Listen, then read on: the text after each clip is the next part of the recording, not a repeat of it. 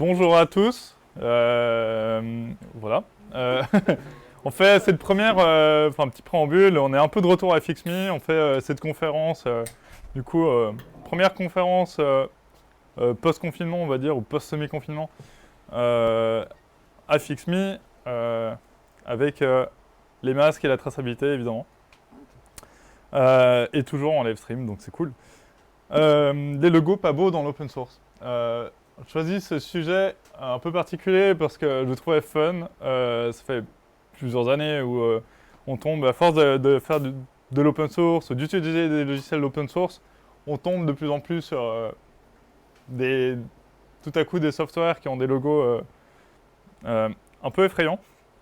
Et j'ai comme décidé à commencer à les collectionner et du coup je vais faire un peu une présentation. Donc, voilà, je trouvais que ce titre était peut-être plus approprié. On est plus dans le thème. Donc voilà, on va petit à petit rentrer dans ce monde-là. Donc un petit disclaimer. Déjà, d'abord, je suis pas graphiste, donc peut-être que je me trompe. Hein. Pas prendre mon avis comme celui d'un graphiste. Cette présentation, c'est une sélection des pires logos.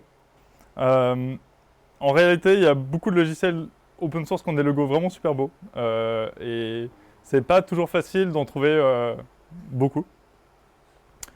Si vous avez participé à la création d'un des logos que vous allez voir, dans la salle, peut-être pas, peut-être dans le stream, je sais pas. C'est pas contre vous. Sûrement que vous savez très bien coder, que vous faites des softwares incroyables, mais peut-être que vous n'êtes pas le meilleur graphiste de la Terre. Enfin, dans tous les cas, le but de cette présentation, c'est juste de se marrer.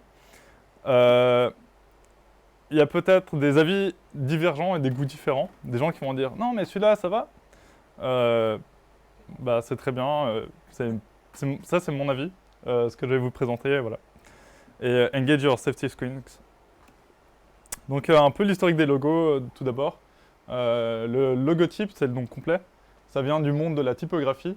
Donc, au début, on avait des logos des imprimeurs qui étaient à poser sur les éditions qu'ils imprimaient. Donc, les imprimeurs éditaient, ils avaient toute la chaîne en fait, où ils imprimaient les livres et ils les vendaient en librairie, etc. C'était souvent une grosse partie, c'était moins segmenté comme aujourd'hui. Donc ils ont commencé à avoir un logo en fait qui plaçait sur chaque édition. Ça s'est énormément développé après avec la révolution industrielle. On a commencé à avoir les bases aussi du capitalisme d'aujourd'hui, donc la concurrence, marketing, publicité, etc. Donc les marques et les produits, ils avaient besoin d'avoir une reconnaissance au premier coup d'œil. Donc dès qu'on voit un produit, on se dit «Ah, ça je connais ce logo, c'est ce machin».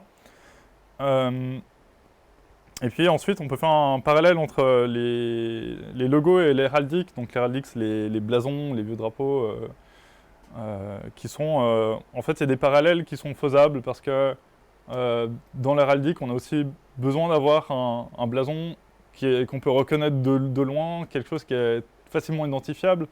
En héraldique, il y a, je sais plus, 6 couleurs principales et 3 secondaires ou quelque chose comme ça, je sais plus exactement. Mais ça permet aussi d'avoir des choses des règles très strictes qui permettent d'avoir quelque chose qui est facilement reconnaissable. Ensuite, un petit détail, c'est quelque chose qu'on a tendance à oublier, c'est qu'un logo, c'est pas toute la chose qu'on voit là. C'est en général le logo, c'est juste le texte qui est dans sa typographie, dans sa fonte à lui. Et par contre, l'image qu'on y associe, c'est l'insigne. Mais avec l'évolution de la langue, etc., finalement, le logo, c'est tout. Voilà, pour la partie historique. Qu'est-ce qu'un joli logo? Un joli logo, j'ai pris par exemple, j'ai pris un exemple que je trouve pas mal. Il correspond assez aux critères d'un joli logo, je pense. Je sais pas s'il y a des gens qui le reconnaissent, c'est le logo de GitLab. Déjà, un joli logo, ou un bon logo plutôt, c'est un logo qui est unique. Donc on va pouvoir le reconnaître du premier coup d'œil, on va se dire, j'ai déjà vu ça, c'est ce truc. Celui de GitLab, c'est peut-être pas le meilleur exemple pour ça, parce qu'il est très simple. Du coup, ça peut peut-être rappeler d'autres logos. La simplicité. C'est un logo qui est beaucoup trop complexe. C'est lié un peu au point d'après, c'est qu'il va être difficilement difficilement être lisible, on va pas tout de suite comprendre ce que c'est. Et au niveau de la lisibilité aussi, un logo, il va être sur plein de formats différents, il peut être long, il peut être prêt, etc. Alors, dans les logiciels, souvent c'est quand même sur un écran, mais si vous l'avez en favicon dans votre navigateur, c'est bien que le logo il soit quand même reconnaissable, même s'il est tout petit. Équilibré, ça c'est plutôt au niveau d'un niveau graphique. Donc un équilibre au niveau des masses, une cohérence des couleurs, donc vous pouvez pas tout faire. En cohérence de couleurs, bon c'est une théorie complète, mais on peut imaginer se baser sur la roue chromatique, et après il y a plein de systèmes, on prend 3 points, 4 points, enfin, beaucoup de choses à faire. La police d'écriture, donc la fonte aussi qui est associée au logo. Déjà les fontes en soi, il y en a qui sont plus belles que d'autres, plus travaillées que d'autres ou pas. Et comme ça fait partie du logo, c'est aussi quelque chose d'important.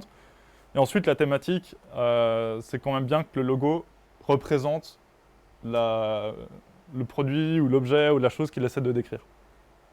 C'est sur quoi il est posé. Par exemple, si vous prenez un crâne de drapeau de pirate et que vous le mettez comme logo pour des jouets pour enfants, ça va peut-être pas le faire. Apache Software Foundation, j'en parle parce que plusieurs logos sont tirés de projets qui sont soutenus par Apache. Et il y a une raison pour ça, en fait, j'en reparlerai un peu plus tard. Donc à la base, Apache c'est un serveur HTTP, donc un serveur web, qui a été créé en 1993. Donc c'est une communauté décentralisée maintenant, donc ça a évolué après en fondation. Maintenant c'est une communauté qui est décentralisée, qui a été créée en 99, avec essentiellement leur but c'est de faire une protection juridique sur les licences Apache. Et j'y reviendrai. En fait, cette fondation, ce qu'ils font, c'est qu'ils récupèrent beaucoup de logiciels open source pour les soutenir, pour les maintenir, pour les continuer à les faire vivre. Et du coup, ils font un boulot très important là-dessus, et aussi pour les protéger juridiquement. Donc ils ont une licence qui s'appelle Apache qui est associée. Et ce qui fait que beaucoup de ces logiciels sont en fait un logiciel qui a été commencé dans un coin par quelqu'un, qui a vite fait un logo dessus, et qui ensuite a été repris par Apache, etc. Ce qui fait que beaucoup de logiciels dans la Apache Software Foundation ont des logos qui sont pas terribles. Mais c'est pas de leur faute. C'est parce que ça a été créé avant et ils gardent les mêmes logos.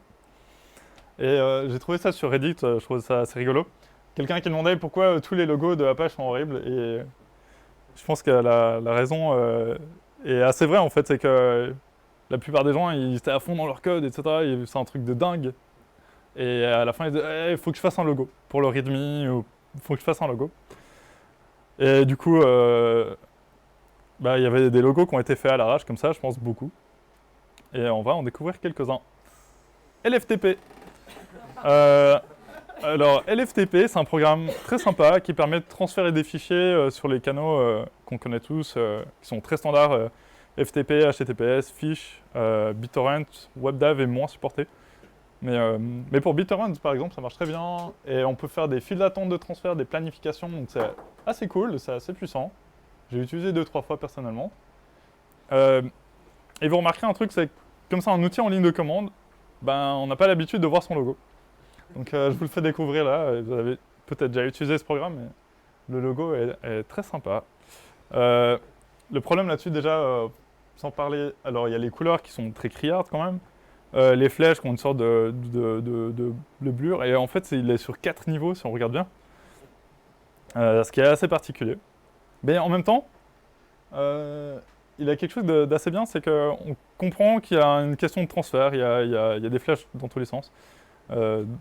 Donc quelque part ça répond un peu aux besoins. GNU libextractor, c'est leur logo officiel sur les sites web. C'est une commande assez géniale que j'utilise, je pense, tous les jours, je dirais presque. En tout cas toutes les semaines. C'est la commande extract. Et on met n'importe quel archive derrière, ou même des fichiers HTML, des fichiers de son. Et il va réussir à extraire des métadatas. Donc c'est vraiment très pratique pour faire des hacks. C'est quelque chose qui marche vraiment très bien. Et leur logo, voilà, c'est un extracteur, c'est une Bruxelles, toute pixelisée. Si jamais, pour les logos, j'ai chaque fois essayé de trouver la meilleure résolution et la meilleure définition possible.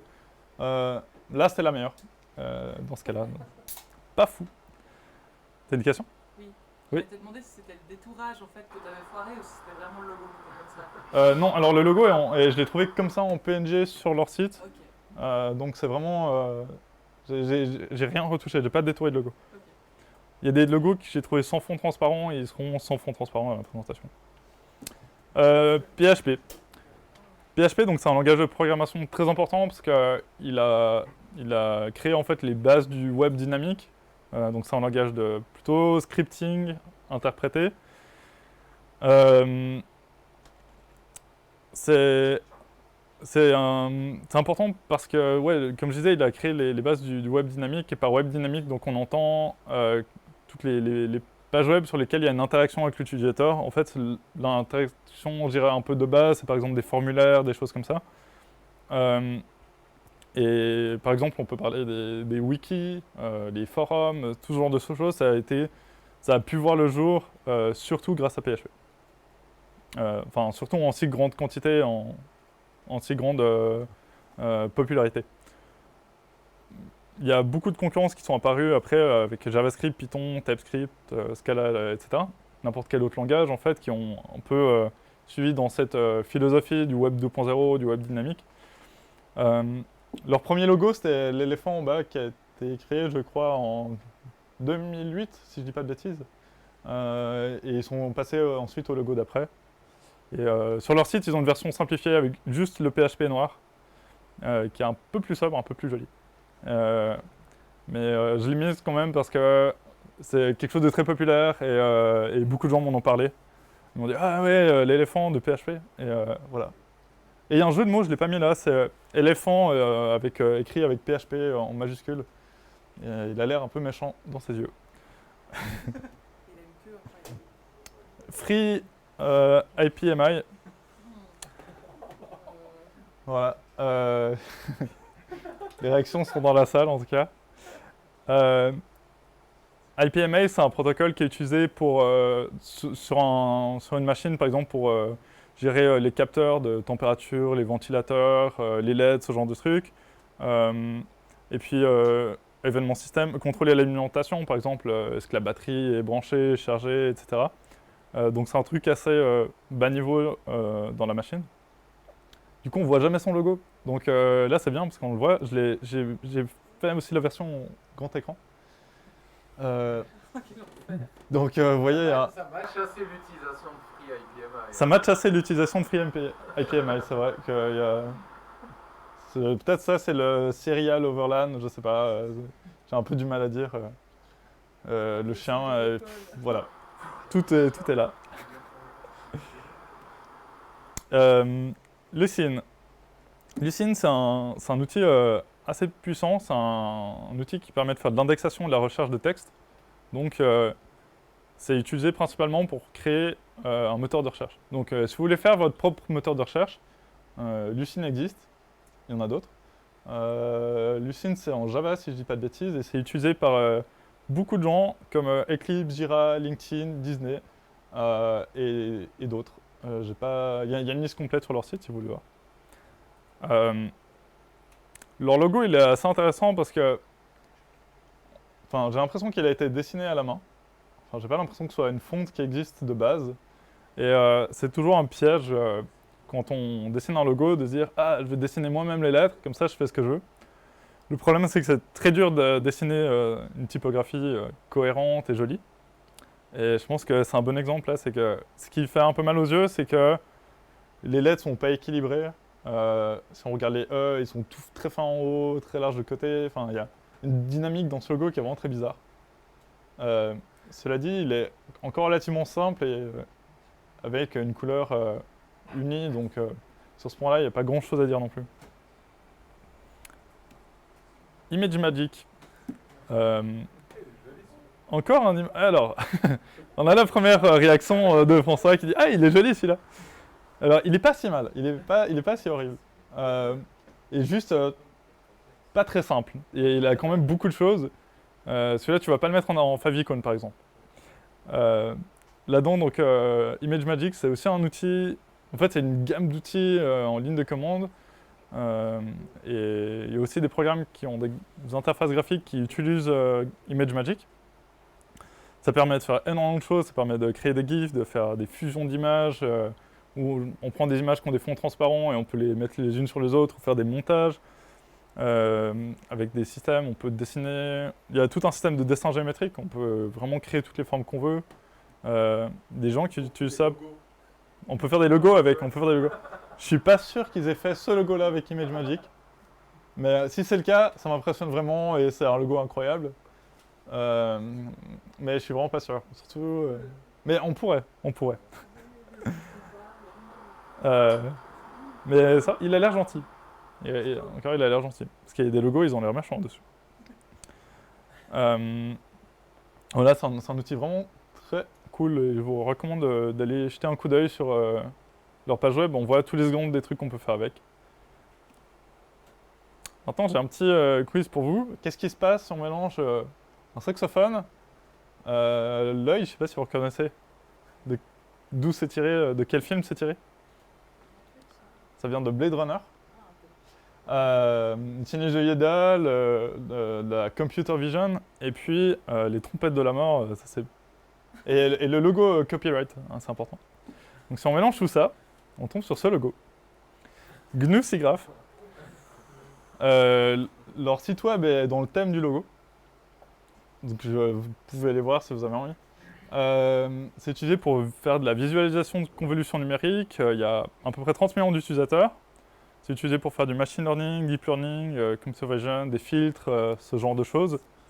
Et c'est utilisé beaucoup par des universités, entre autres, mais pas que. Il y a d'autres acteurs, j'ai oublié. Et dans la FAQ, il y a justement la réponse. Ce logo, il est inspiré de Computer Vision, de Movie Blade Runner, de Copyright Symbol et de Regner's Saxophone. Donc j'ai juste mis un saxophone. Si vous savez ce que c'est, Regner's Saxophone, eh ben dites-moi. C'est une marque de saxophone, c'est ça? Alors voilà, bah, c'est peut-être pas la bonne marque que j'ai mis avant, mais vous voyez l'idée. Donc on tombe ce genre de logo. Alors là, il y a plein de choses. Ouais. Les couleurs sont pas dingues, surtout aujourd'hui. Les reflets, enfin tout est glossy, shiny, il y a des ombres et des reflets dans tous les sens. Et il y a trop, et c'est juste trop complexe de voir les clés du saxophone, on s'en fiche. Voilà. Zookeeper. Celui-là, il est un peu particulier. En fait, c'est un PNG, le problème c'est que ses ongles, ils sont noirs, mais c'est le fond. Ses ongles, ils sont transparents dans le PNG. Donc c'est un peu moins glauque, mais c'est quand même un problème. C'est un service qui permet de faire de la coordination de config, de naming, ouais, synchroniser vraiment des choses, des informations assez simples. Mais quand on a beaucoup de services et beaucoup de programmes qui ont besoin de ces mêmes informations et de les synchroniser entre eux, c'est un outil qui est assez utilisé. Du coup, c'est beaucoup utilisé dans le cloud, par exemple. Et c'est un outil qui est assez pratique. Gates. Gates, c'est un outil pour faire du Natural Language Processing, NLP, traitement automatique des langues en français. En haut, c'est le logo, et en dessous, j'ai mis la splash screen, parce que quand j'ai lancé le programme la première fois aussi, ça m'a un peu pété les yeux. Ouais, sur ce logo, déjà, les couleurs sont pas dingues, la qualité est pas là. Il y a des choses qu'on peut en dégrader en fond, on ne sait pas trop ce que c'est. En fait, ça a la forme d'une gate logique, donc avec les deux entrées à gauche qui sont du texte, on voit vaguement des lettres, et à droite du binaire. Et sur la splash screen, c'est encore pire. Enfin, il y a des lettres, mais elles vont dans tous les sens. C'est même plus une gate, en fait. Voilà. Et la fonte est terrible aussi.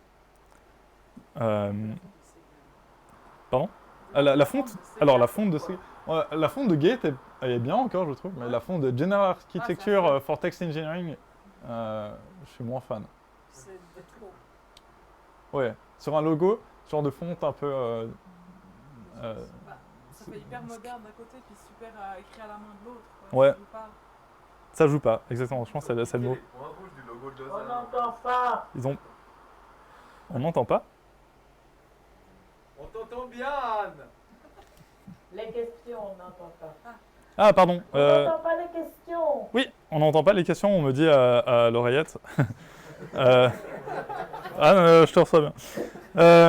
On n'entend pas les questions. C'est pas une question, c'est juste une remarque comme quoi ça correspondait pas du tout les fontes entre elles. Cela dit, le programme est vraiment bien pour faire du NLP.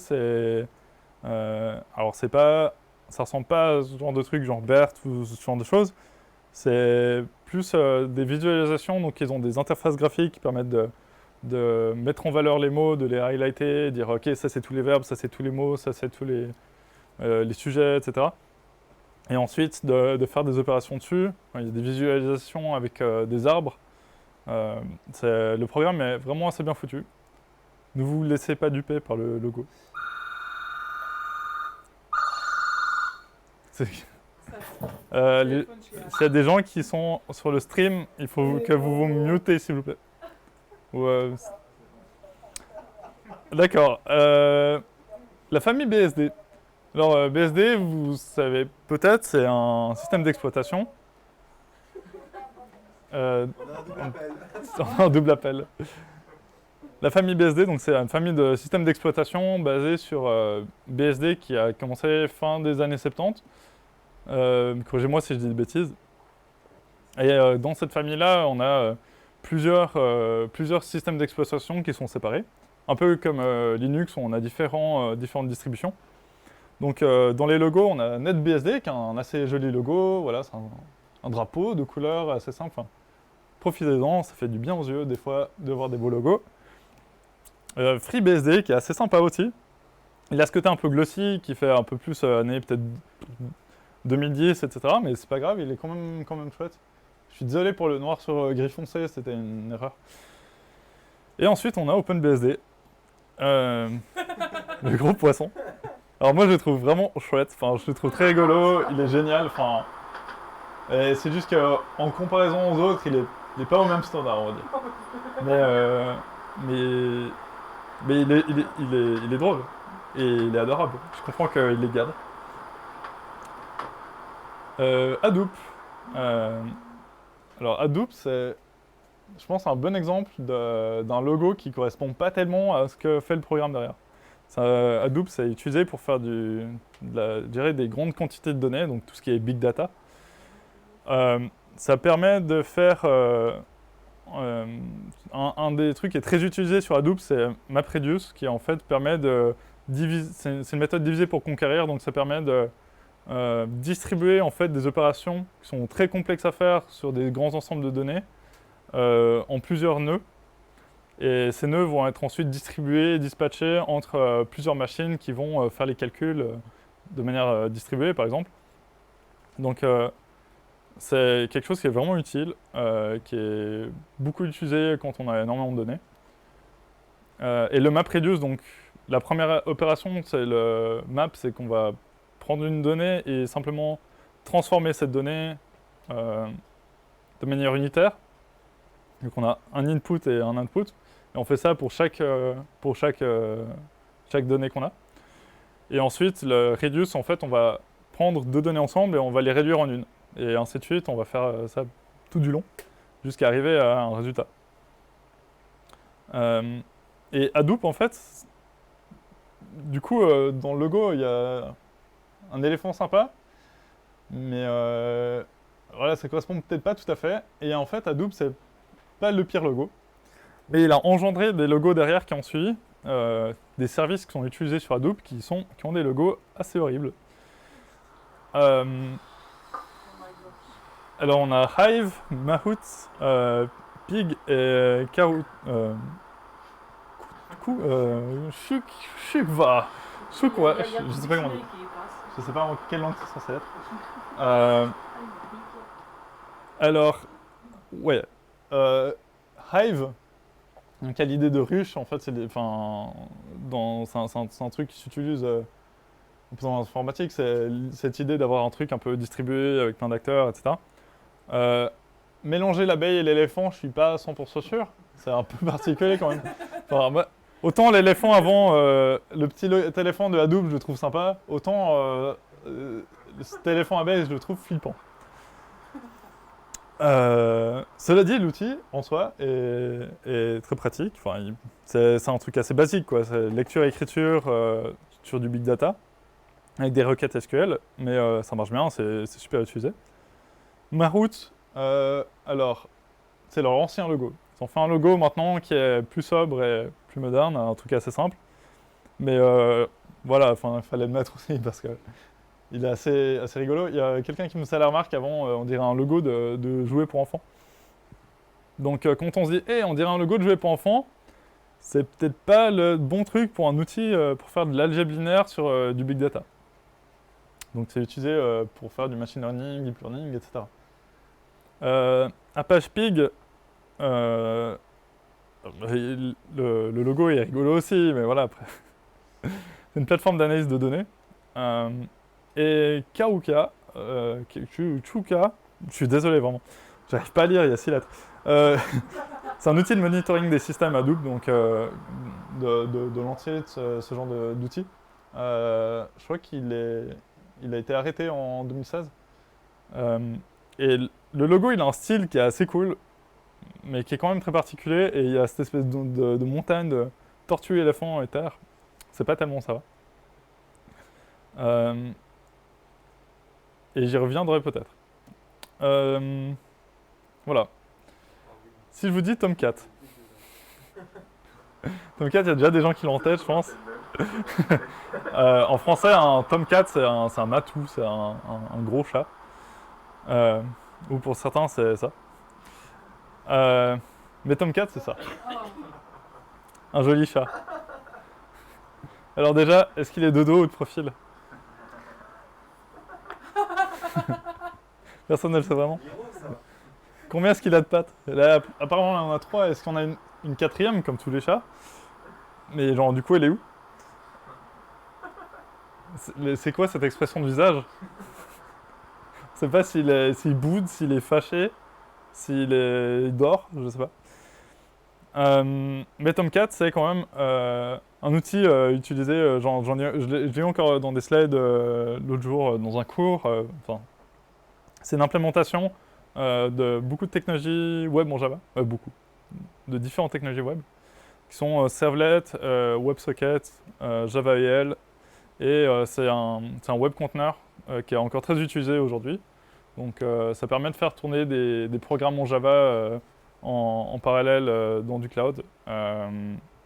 Et c'est utilisé aussi, il y a d'autres choses qui sont utilisées pour faire du Java dans le cloud. Il y a des choses comme GraalVM ou comme... comment ça s'appelle? J'ai oublié. C'est pas grave. Mais voilà, un joli chat. Pas du tout. Glassfish. Après le chat, le poisson. On va passer sur les animaux. Il y aura beaucoup d'animaux dans les logos suivants. Glassfish, c'est un serveur d'application Java, donc il sert pas, c'est pas juste un serveur web où il va servir votre fichier HTML, votre fichier JavaScript. Il sert des logiciels, en fait, il a des modules complets qui, eux, vont servir les pages et qui, eux, vont faire les transactions avec les utilisateurs, etc. Donc c'est toute la gamme qu'on appelle Java EE ou Java Entreprise. C'est développé par Oracle depuis 2005. Donc leur logo date de après 2005, a priori, ou 2005 ou après. Et après, on a ceci. Quoi? C'est un logo.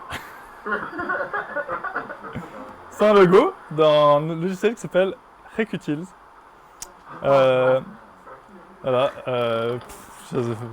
Voilà, c'est leur logo. Donc Recutils, par contre, c'est vraiment chouette comme truc. De nouveau, on se dit, c'est quoi ce logo? Mais Recutils est bien foutu. C'est une base de données qui est éditable à la main. C'est un truc, vous avez peut-être déjà rêvé d'avoir ça sur un projet. Quand vous faites un hack, vous dites « Ah, j'ai pas envie d'avoir une base de données, j'ai même pas envie d'avoir SQLite. » Je vais juste faire un fichier de texte où je balance des lignes comme ça au bol. Et ben, vous en avez rêvé, ils l'ont fait. D'ailleurs, c'est un logiciel GNU, je crois.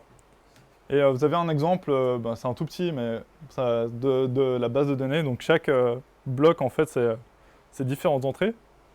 Et il gère la plupart des opérations connues en SQL. Donc juste sur des fichiers de texte qu'on peut éditer à la main, il gère les jointures, il gère des clés, des choses comme ça.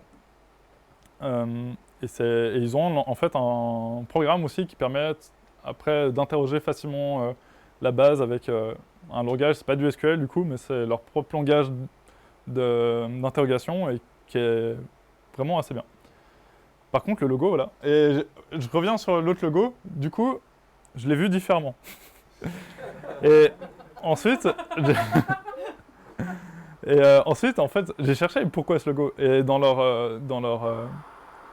vais y revenir.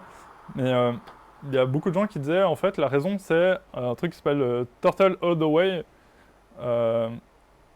En fait, c'est un empilement de tortues, c'est quelque chose qui est vu comme une récursivité sans fin. Il y a des pages Wikipédia là-dessus. Il y a des choses aussi, apparemment ça viendrait de différentes religions. Voilà. Vous pouvez rechercher si vous voulez. Et sur la page du coup de Recursives, à gauche vous avez leur Frequently Asked Questions. Vous voyez que 3 des 5 points, c'est sur le logo. Et à droite, donc les réponses qui sont faut demander à quelqu'un. J'ai envoyé un mail, j'ai pas eu de réponse malheureusement. Je pense qu'il y a trop de gens qui. Fred et George. Non. Les deux tortues s'appellent Fred et George. Donc c'est gay friendly quoi. C'est Turtle Gay Friendly. Voilà, pourquoi ces noms? En fait, c'était sur un IRC quelque part où quelqu'un dit vous avez un nom pour deux tortues. Donc voilà, nos deux tortues. Fred et George. Je sais pas qui est qui. Voilà, je crois qu'après ça, je pense qu'on a tout vu. Donc on va s'arrêter là. Il y a d'autres logos bien sûr qui existent que vous pourrez trouver. Vous pouvez taper Autogène par exemple, il est très sympa.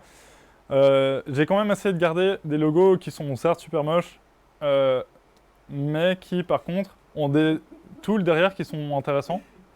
Je pense que quasiment tous les programmes dont j'ai parlé là, ils ont leur intérêt, ils ont leur place. Et il y en a qu'on utilise même tous les jours. Donc quand vous cherchez, la morale en fait, entre guillemets, quand on cherche un outil sur le web et on dit « j'ai vraiment besoin d'une lib qui fait ça, vraiment besoin d'un truc qui fait ça », faut pas s'arrêter au logo, faut pas s'arrêter à la tronche du site web, il faut creuser et continuer à essayer de voir si c'est bien ou pas. Et je pense que le meilleur moyen, c'est de vite faire un petit peu de code qui utilise le programme, qui utilise la chose et qui dit « Ok, c'est vraiment bien, est-ce que c'est vraiment ce que je veux ou pas ?» Et dans l'autre sens, c'est pas parce qu'il y a un readme super chouette sur GitHub, qui a un logo incroyable, que la lib derrière est cool et marche bien. Ça m'est déjà arrivé de dire « Ah, le readme a l'air quand même super bien foutu » et la lib marchait pas. Donc voilà, c'est un peu... je pense que beaucoup de gens le savent ici, mais voilà, je trouve que c'est important de le rappeler et de mettre des mots dessus. Le deuxième point, c'est qu'il n'y a pas besoin de savoir coder pour participer au logiciel open source. Si vous savez dessiner, si vous savez faire des logos, je pense que c'est bienvenu. Je pense qu'il y a beaucoup de gens qui ont des logiciels et qui se disent « Ah voilà, j'ai fait ce truc, mais j'ai un logo moche, et j'ai envie qu'il soit bien, mais je ne sais pas dessiner. » N'hésitez pas à leur proposer s'il y a un outil que vous aimez en particulier, et dans cela il y en a peut-être, proposez des logos. Et pour finir, ouais, beaucoup d'organisations comme Apache Software, GNU, FSF, etc. contribuent beaucoup à l'écosystème du logiciel libre. Et en fait, en faisant ces recherches de logos, je suis tombé sur des trucs quasiment inconnus et qui ont été continués à être développés, à être soutenus par ces fondations. Il y en a d'autres. Et voilà, il faut les remercier. Ils font un travail fou pour maintenir ces projets en vie, pour faire des mises à jour de sécurité, et c'est cool. Voilà.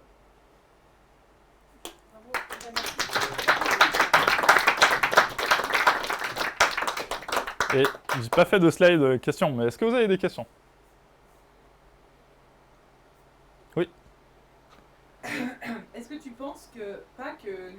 l'utilisation à outrance de l'éléphant, c'est par rapport à la mémoire. Parce qu'on dit avoir une mémoire d'éléphant, Alors, et que du coup, on utilise l'éléphant à tout va.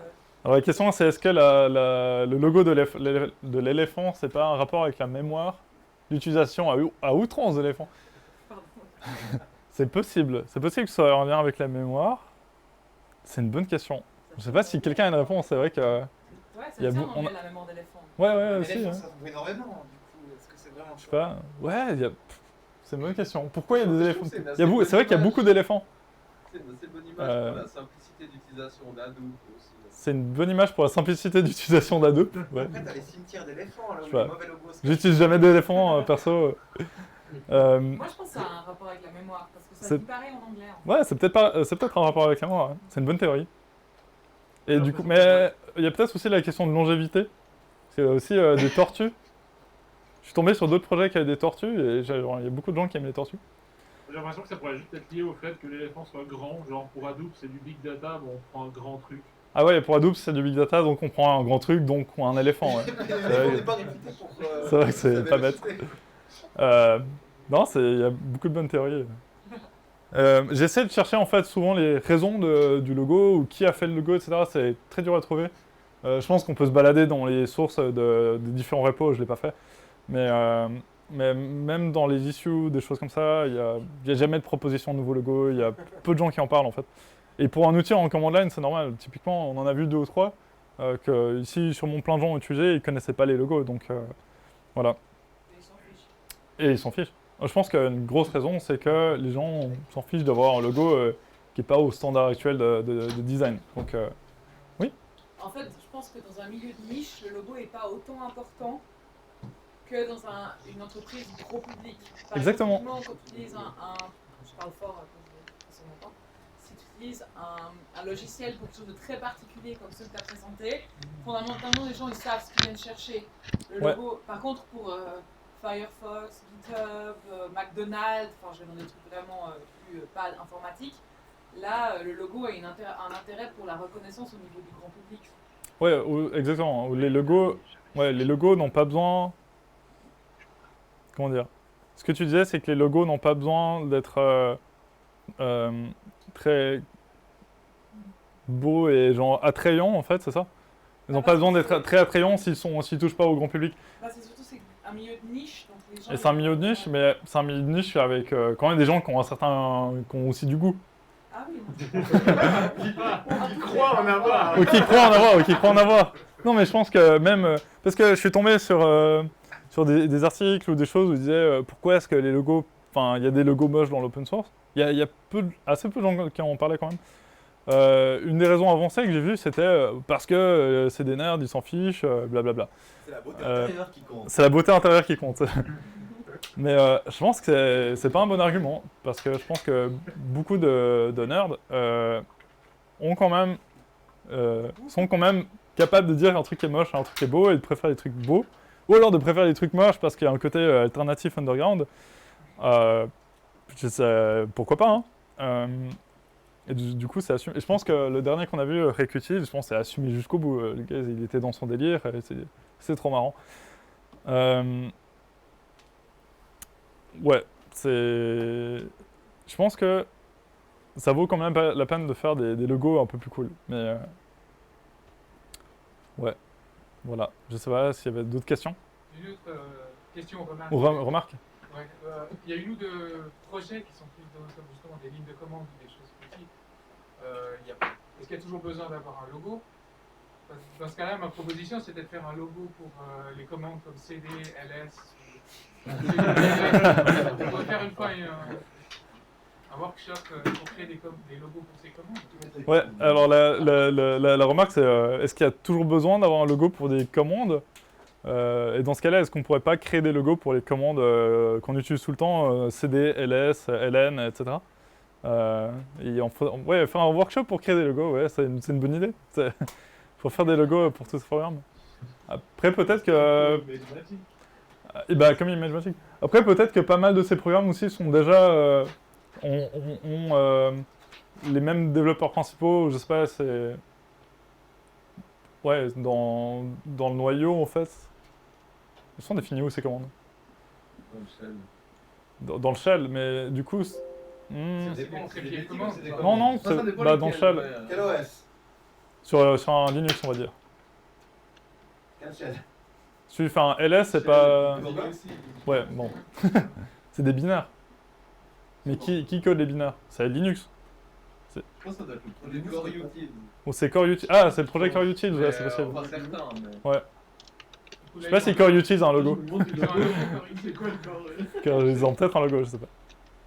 Mais est-ce que tu sais pourquoi en fait ils ont fait un logo? Enfin, surtout si c'est des lignes de Pourquoi ils ont fait un commande. logo, ça j'en sais rien. Mais je pense que c'est parce qu'ils font un site web. Ok, donc tous les enfin les Quasiment tous les trucs que j'ai vus, ils avaient un site web, ouais. Outil. Des fois avec juste 3-4 liens ou juste la licence et un petit peu de documentation. Ok. Mais je pense qu'ils ont un site web, du coup ils disent ah on met le logo dans le site web. Ouais. On n'a pas de logo. Je mets 2 engrenages de flash et c'est bon. Ils t'ont manqué en sache là. Mon cas. Celui de FixMe? Celui de GNU. Core Utils. Ah, de Core Utils. Ah. Ouais, c'est pas mal. Donc le logo de Core Utils, c'est le logo de GNU, mais avec les noms de toutes les commandes autour. Donc il y a un nuage. C'est bien. Est-ce que tu as des principes pour faire des nouveaux logos? Genre, si tu as une superbe application, comment est-ce que tu ferais un nouveau logo? Comment tu fais un nouveau logo qui est bien? Et je pense que ça renvoie au slide que j'avais tout au début.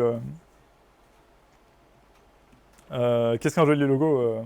D'avoir quelque chose qui a des... Déjà, je pense que si tu t'attaques aux couleurs, enfin déjà réfléchir, qu'est-ce que tu veux faire comme forme ou comme chose? Tu penses ton projet, ok, il fait du big data, je vais faire un éléphant.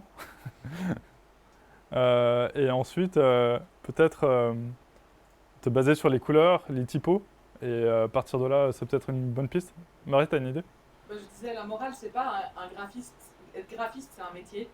La morale, c'est être graphiste, c'est un métier. C'est ça, être graphiste, c'est un métier. Enfin, c'est pas pour Ah. rien, quoi. Après, Il y a l'entre-deux. enfin, il y a l'entre-deux. Être développeur, Oui, c'est un non. métier aussi, Bien sûr, non, mais tout le monde devrait coder. Je pense qu'être graphiste, c'est un métier, tout le monde devrait s'amuser à faire des logos.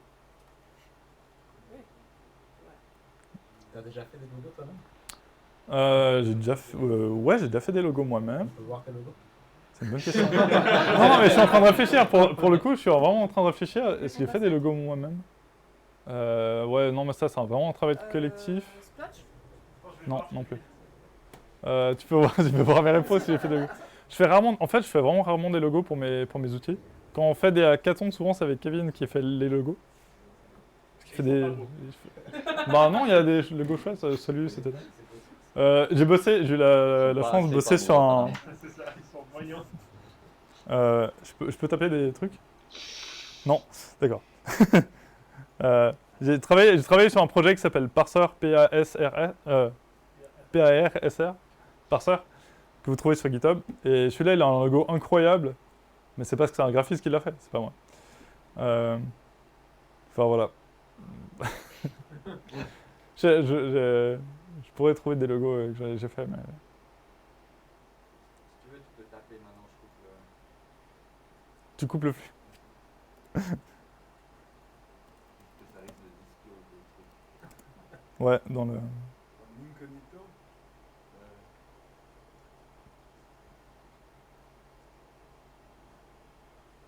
Ah, Ouais, mais il est quand même vachement complexe. il est complexe. Parce que il est super, Ouais. mais il est complexe. Oui, il est pas mal à complexe. l'œil en fait, le fameux Là, après, on met des stats et des trompettes et des saxophones. Non, franchement. Non, il est assez complexe, mais en fait, la demande aussi, c'est d'avoir un truc qui fasse un peu mascotte. Enfin, on avait un peu ce délire-là. Ah, oui. C'était dans le mandat. Mais ouais. Voilà. Je sais pas si vous avez d'autres remarques, questions, n'importe quoi. Des idées. Est-ce que c'est pas justement devenu un peu une culture de faire des logos moches? Genre, le mec qui a fait le logo avec les deux tortues, enfin, il pouvait pas s'attendre à ce que les gens pensent que c'est du bon goût, non? Est-ce que c'est une culture, la question c'est, est-ce que c'est une culture de faire des logos moches? Le mec qui a fait le truc avec les deux tortues, vous pouvez pas s'attendre à ce qu'on dise que ce soit du bon goût. Ouais, je suis d'accord. Je pense que il y a un côté... je pense qu'il y a des délires de faire des logos moches ou des logos bizarres volontairement. Dans tous les logos qu'on a vus, je suis pas sûr que ce soit le cas toujours. Je pense qu'il y en a peut-être quelques-uns. Je pense qu'il y a aussi un effet, c'est qu'il y a des logos qui sont vieux.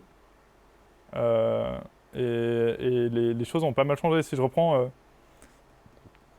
celui-ci, c'est un peu le logo de Parser. Pas du tout. On parle de ça, Je pense qu'il y a un côté, comment ça s'appelait ces trucs, les clip art, non, les... Ouais, clip art, c'est un truc qui est complètement, enfin, c'est ultra démodé aujourd'hui, mais à l'époque c'était cool. J'ai du mal à répondre à cette question. Je pense qu'il y a une partie, c'est un peu genre culture underground, on fait des trucs moches, c'est cool. En fait, ce que je voulais dire, c'est surtout que pas tous ces logos sont faits pour être beaux, juste pour être reconnaissables, j'ai l'impression, en fait, au fond. Tu reconnaîtrais celui-là? Non, mais... C'est vrai que comme ça, c'est peut-être autre chose. Ouais, je sais pas. C'est... Et puis, C'est une bonne question. Il y a aussi la subculture assez geek de retourner dans des références d'enfance, d'adolescence, Ouais, il y a une sous-culture les dessins animés. sous-culture geek de retourner dans tout ce qui est ouais, enfance, adolescence, dessins animés, etc. C'est vrai. Ouais, en fait, on trouve beaucoup d'animaux quand même dans ces logos. Oui, c'était peut-être tout simplement les dessins animés qui me regardaient petit. Hein. Peut-être, ouais, peut-être. C'est pas impossible. Il y a plein de bonnes théories en fait. Je peux pas y répondre. Je suis pas sûr qu'il y ait une réponse en réalité. Il y a quelque chose aussi qui était assez drôle, c'était l'histoire du logo de Tux. Où Linus Torvald disait que, en fait, plein de gens voulaient des trucs rapides et cool, genre des requins. Parce que les requins, c'est cool. Et du coup, le manchot, au début, il était un peu rejeté. Il y a plein de gens qui disaient ça fait un peu un truc un peu mou. Enfin, c'est pas un animal qui est considéré comme puissant, le manchot. Et du coup, il y avait l'impression qu'il y avait un peu un feedback comme ça des utilisateurs qui disaient non, on veut des dragons et des requins. Voilà. C'est pour la petite histoire. Voilà. Et ben merci à tous. Merci d'être venus si nombreux. Bravo. Vous avez-